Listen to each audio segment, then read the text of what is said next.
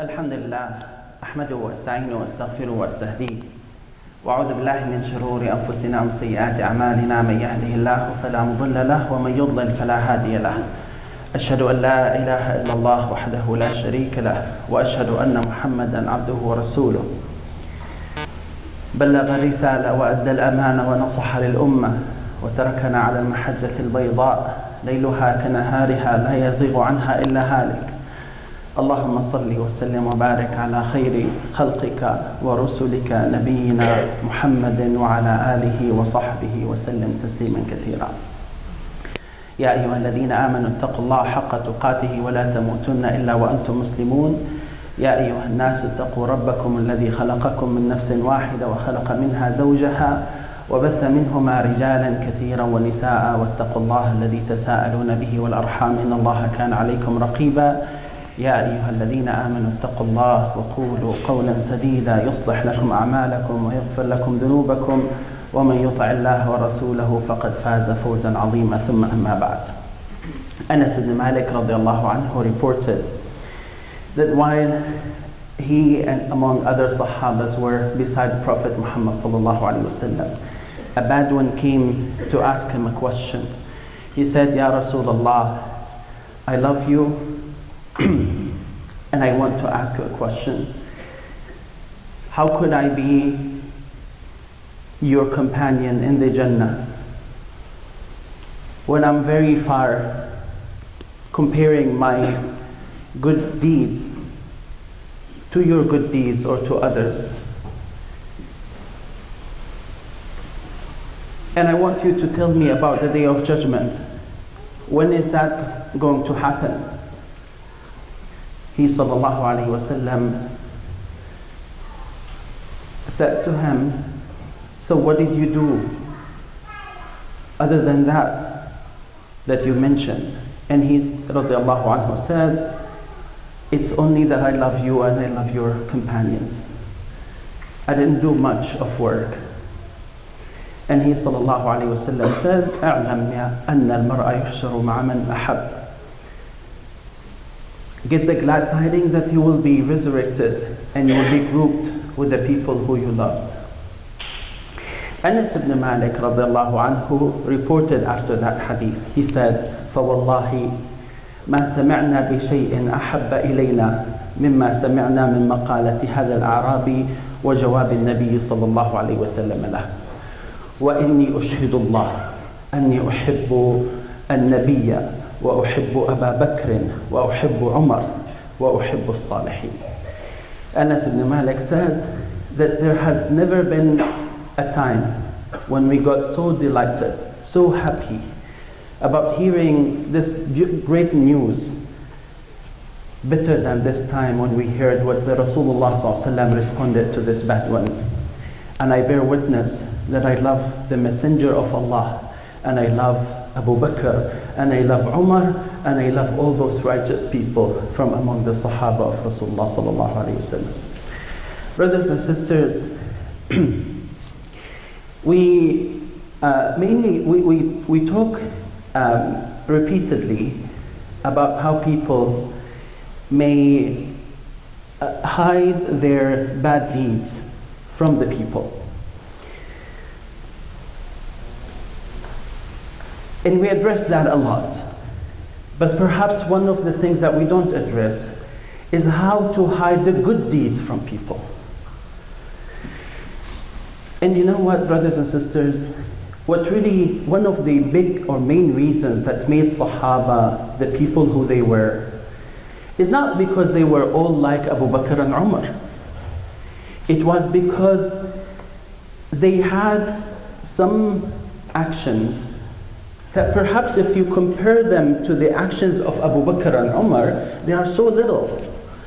But those actions were so sincere and so secretive, meaning between them and Allah only, that Allah Azza wa Jal gave them the great reward and made them close to the Sahaba of the like of Abu Bakr and Umar radiallahu anhu wa ardahum. And I would like to shed some light on this, because most of the time, brothers and sisters, when people compare themselves to the big figures and big names, we feel somehow discouraged because we say, how could we be close to them? But when you see that Sahaba were not alike, and there were other Sahabas who, just like this bad one, came to Rasulullah ﷺ expressing his concern. When we hear about this, maybe we get some clues on how, inshallah, despite all our deficiencies, despite all our shortcomings, despite all the circumstances that we live in, that maybe Allah Azza wa Jal, with His mercy, with His mercy on us, Allah may place us in positions close to those big companions and close to Prophet Muhammad ﷺ. Mahjan was one African Sahabi. The only thing that was reported about Mahjan was this one hadith, that she was an African lady who used to voluntarily clean the masjid of Rasulullah sallallahu alaihi wasallam. Voluntarily. That's it. And one time Rasul sallallahu alaihi wasallam came to the masjid and he didn't find her. So when he asked, he was told that she passed away. He sallallahu got mad. He said, how come no one told me about this? And you know, this is Rasulullah, like this is the president, right? This is like the one lead of the whole Muslim Ummah. He was the most busy person in the history of mankind. But yet, this lady, despite the very humble task that she did, or she used to have, he ﷺ was so concerned, was so sad that he was not told about her death. So he ﷺ called upon some of his companions and he went to her grave and he prayed janazah after the fact.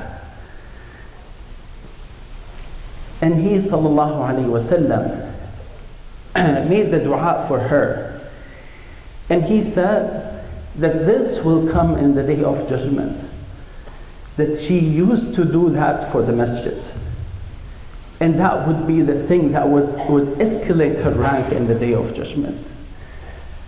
Brothers and sisters, there are plenty of examples. There are numerous number of examples of the like of Mahjan. And those were examples of Sahaba radiallahu anhum wa ardahum. Perhaps we don't know their names, but yet their ranks are so high.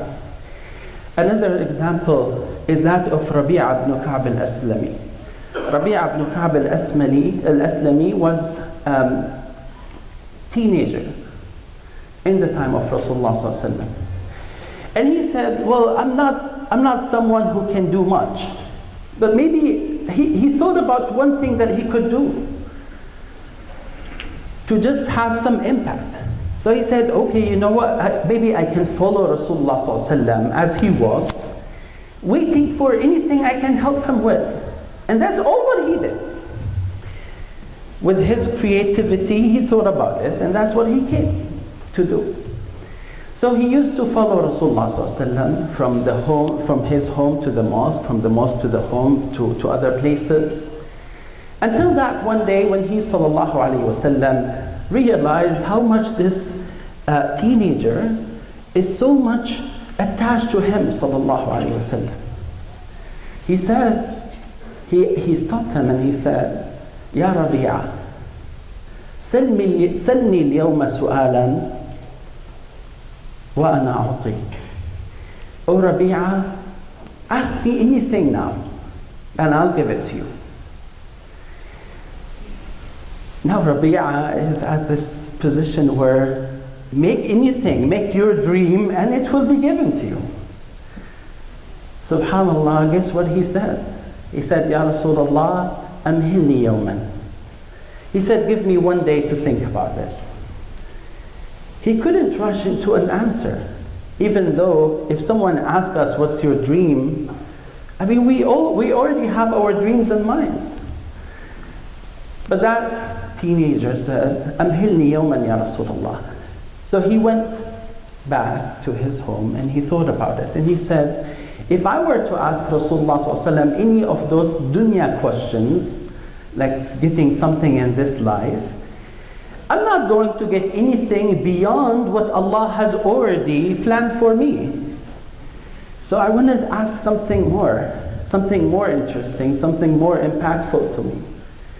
So he went to Rasulullah ﷺ the following day, and he ﷺ asked him, so what's the matter now? He said, Ya Rasulullah, I have one request. I want you to be my intercessor in the day of judgment. إني أسألك أن تكون شفيعي يوم القيامة فيرضى الله عني ولا يعذبني, so that Allah Azza wa Jal will be pleased on me and Allah will never punish me. He ﷺ kept quiet. And then he ﷺ said, سأفعل يا ربيع ولكن أعني على نفسك بكثرة السجود. He said, I will do, O Rabia, but I ask you to help me for this request by increasing the amount of time and the number of times you do sujood to Allah subhanahu wa ta'ala. Who heard about Rabi'a ibn Ka'b al-Aslami? Who heard about Mahjan? Who heard about those plenty of other companions? Perhaps only a few people who dig deeper into the history of the Sahaba. But the example here, brothers and sisters, is that we probably are not all able to do things like Abu Bakr and Umar. But there are so many different things that we can do. When they are combined with sincerity to Allah Azza wa Jal and dedication, Allah Azza wa Jal will multiply the reward to higher magnitudes until they become so heavy of the like of the good deeds of the big companions radiallahu anhum wa ardahum. Brothers and sisters, I wanted to add more on this so that it may give us maybe some examples of things in our current life. Because again and again and again, comparing ourselves to the Sahaba sometimes may become discouraging for the high difference between us and them. One of the people that perhaps many of us have heard about by the name of Abdurrahman Soliant. Abdurrahman Soliant was a doctor, a physician, who grew up in Kuwait, and he came to Canada to do his medical degree, and then he went back to Kuwait. And as you know, Kuwait is like one of those rich countries where he was offered like a great position and all that. But he wanted to spend his time more in something that may be beneficial to people, in a way that he will not be recognized, that it is only between him and Allah. You know what? He could have spent his time in Kuwait while doing his profession and helping the needy people. No, he wanted something that would be very low profile.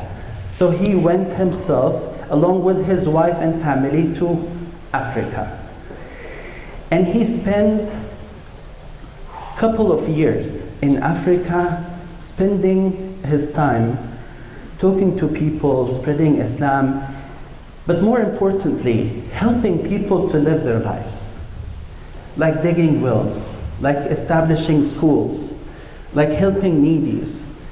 All things, bringing medications for people who are in need, and all the like.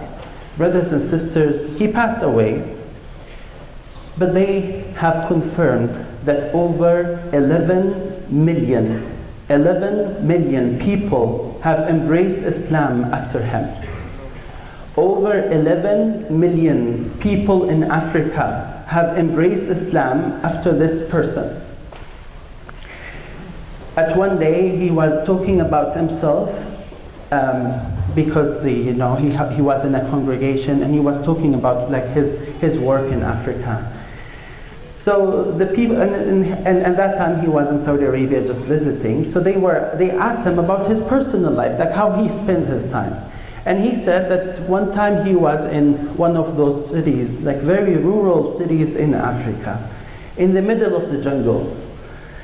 And he said that he and his wife were in that very little hut, HUT, and he spent, he was with his wife after Salat al-Isha, like just staring at the sky and looking at the stars and just chatting. He said that during that time, they only had their own one cloth that they would wash it and then wear it every day. And they would have nothing really fancy in this life except that they would just sleep on the ground and spend their lives just like anyone else there. Because he was not funded by government, he was not funded by anyone. He was just working with his great brothers and sisters and seeking to help those needy people. So his wife, and this is like the point, brothers and sisters, not only that this was the person, but his wife said to him at that night, she said, "Oh Abdurrahman, if Allah Azza wa Jal takes our soul, forgives us, and get us in Jannah, do you think we will be as happy as we are now?" She was like, this is among the most exciting, the most happy time for me, when I'm like helping people and no one is aware of us. Do you think we will continue enjoying this pleasure and happiness in Jannah the way that we have it here? Brothers and sisters, when someone have this feeling about Jannah while in this dunya, Allah Azza wa Jal will never forbid this, will never prevent him or her from the Jannah in the hereafter. As the ulama have said, that in this dunya there is a Jannah. If you don't have it, you will not get to the Jannah of the hereafter.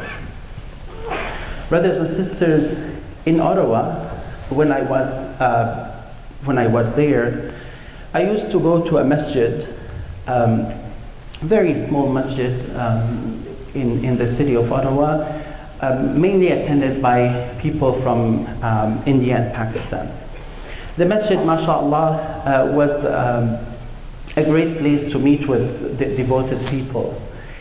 And I have noticed one day that after Salat al-Fajr, the Imam, who was a Hafiz, mashallah, but also engineer, he used to spend the time after Salat al-Fajr with a little boy. And the little boy is neither from India nor from Pakistan, he was African American. So I watched that, and then after a couple of days, I observed that every day he does the same thing. That little boy, about 9 years old, would sit in front of the Imam after Salat al-Fajr. And if you happen to go to Ottawa during winter time, Ottawa weather is very severe. It goes to -40, and actually snow is so bad that sometimes you can't even drive your car. But in those days, still I see this young boy coming to the Imam, spending the time after Salat Fajr, reading in front of him until Shuruk, until the sunrise. And then he disappears. So I was trying to look for who is his father. Maybe I can find him and just learn from him. When I could not, I asked the Imam, so what's the story about this young boy? And that's when the Imam told me that this boy's father does not live in Ottawa for whatever the reason was, and his mother, lives in Ottawa about a few kilometers away, and she has the dedication that every single day she would wake up early in the morning and take her son to join the congregational prayer at the masjid for Fajr. And not only that, wait for him outside the masjid in that inclement weather until he is over. Wallahi al-Azim, brothers and sisters, when I asked about this lady, no one knew about her. No one knew even her name, except that Imam.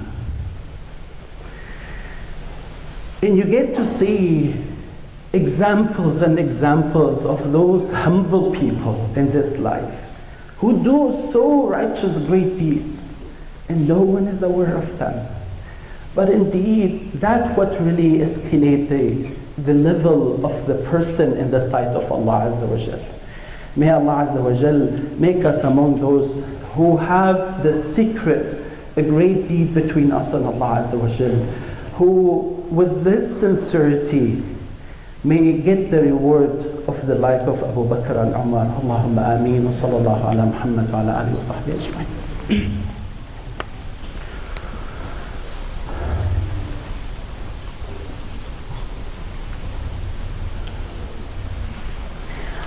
الحمد لله على إحسانه والشكر له على توفيقه وامتنانه وأشهد أن لا إله إلا الله تعظيما لشانه وأشهد أن محمدا عبده ورسوله الداعي إلى رضوانه. اللهم صل وسلم وبارك على عبدك ورسولك محمد وعلى آله وصحبه وسلم تسليما كثيرا. Brothers and sisters, Allah Azza wa Jal has said in the Quran, يَوْمَ تُبْلَى السَّرَائِرُ. In the day of judgment, our secret life will be put on test, will be put on trial, and all our secrets will be exposed. And at that time, it's only those whom their personal life is better than their public life will be the ones that are close to Allah Azza wa Jal. Brothers and sisters, at the times of social media, at the times when we tend to see that everything need to be exposed and need to get public attention, at those times we have to remind ourselves that between us and Allah Azza wa Jal, the story is very different.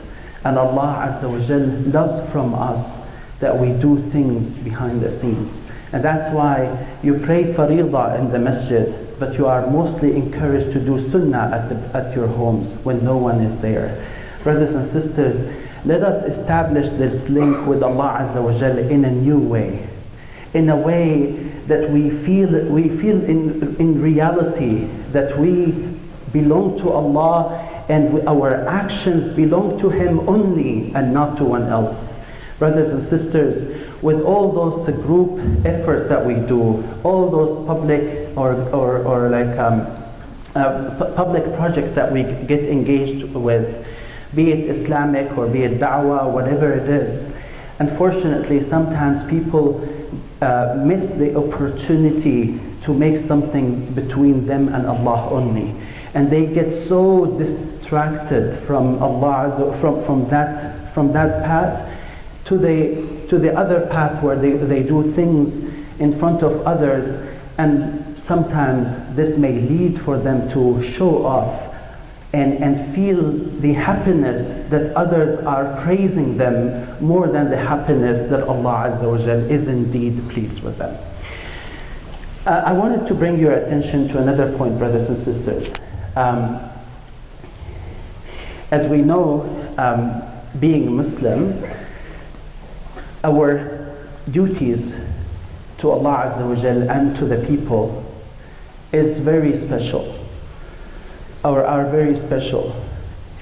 And what I mean by special is in the sense that we are always asked to do our best to benefit all the creature around us, all the creatures around us, not only human beings, not only Muslims, but everything. And brothers and sisters, it's actually one of the things that you would do between you and Allah Azza wa Jal only. When you are a reason for a non-Muslim to realize how good the Muslims are. If you are the person who you may change the life of your neighbor, or change the life of your office mates, or change the life of people who have met with you, that would be something that you would seek the reward from Allah Azza wa Jal in a great way.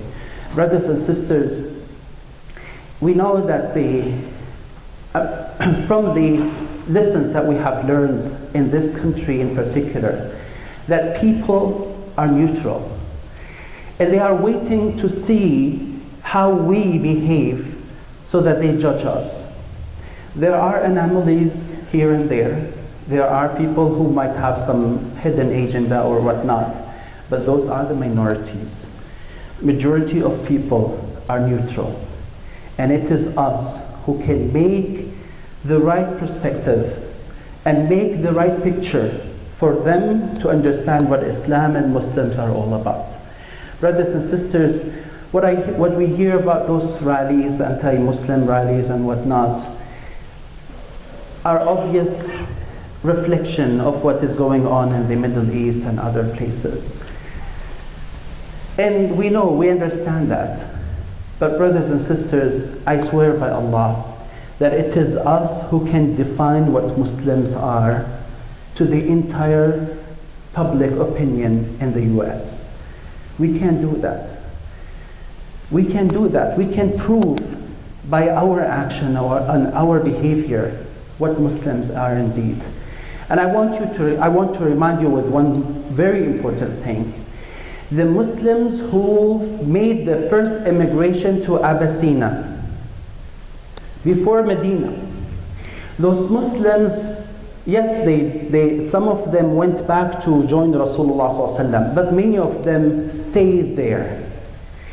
Brothers and sisters, history said that the governors of Abyssinia, as well as the people of Abyssinia, even though they were Christians, they used to love Muslims more than they love themselves. They used to trust Muslims more than they trust themselves, because of what they saw from Muslims who went to Abyssinia. Brothers and sisters, Christians in Abyssinia did not embrace Islam immediately. But afterwards, Islam spread in all Africa because of the examples that those Sahaba made at the beginning when they went to Abyssinia. But even though they did not embrace Islam at the beginning, they used to respect Muslims and love Muslims more than they respect and love themselves, their own tribes. Brothers and sisters, the opportunity is so vast upon us, and we are the keys to make that change here. May Allah Azza wa Jal make us among those who give that right example for Islams and Muslims. Next week, next Friday, there's this Puget Sound blood bank coming to MAPS. May Allah reward the people who arranged for this event, and they are actually taking blood donation from people. It's really, really important for us to, inshallah, participate. If not, at least that we spread the word. Brothers and sisters, Rasul ﷺ said, "Fi kulli kabidin ratbatin ajr." That making good deeds to every living thing, Allah Azza wa Jalla will reward you. You don't have to just make donation to Muslims. You don't have to just make donation for beloved or people who are from your ethnic background. Any human being, actually any living thing, by doing good deeds to them, Allah will reward you. May Allah Azza wa Jal accept from all of us. اللهم يا رحمن يا رحيم يا قيوم السماوات والأرضين اهدنا لأحسن الأقوال والأفعال لا يهدي لأحسنها إلا أنت. اللهم يا ربنا عافنا واعف عنا. اللهم يا ربنا وفقنا لما تحب وترضى. اللهم يا ربنا هب لنا من الصالحات. اللهم يا ربنا هب لنا من الصالحات. اللهم يا ربنا أحينا مسلمين، توفنا مؤمنين، ألحقنا بالصالحين غير خزايا ولا مفتونين. اللهم يا قيوم السماوات والأرضين، نسألك بأنك أنت الله لا إله إلا أنت. أنت الأول فليس قبلك شيء، أنت الآخر فليس بعدك شيء، أنت الظاهر فليس فوقك شيء، أنت الباطن فليس دونك شيء. اللهم اهدنا لما اختلف فيه من الحق بإذنك، إنك تهدي من تشاء إلى صراط مستقيم. اللهم أصلح لنا أزواجنا وذرياتنا، اللهم يا ربنا وأصلحنا. اللهم وإذا أردت بعبادك فتنة فاقبضنا إليك غير مفتونين. عباد الله، إن الله يأمر بالعدل والإحسان وإيتاء ذي القربى وينهى عن الفحشاء والمنكر والبغي يعظكم لعلكم تذكرون. فاذكروا الله العظيم الجليل يذكركم واشكروه على نعمه يزدكم، ولذكر الله أكبر والله يعلم ما تصنعون. وأقم الصلاة. الله أكبر. الله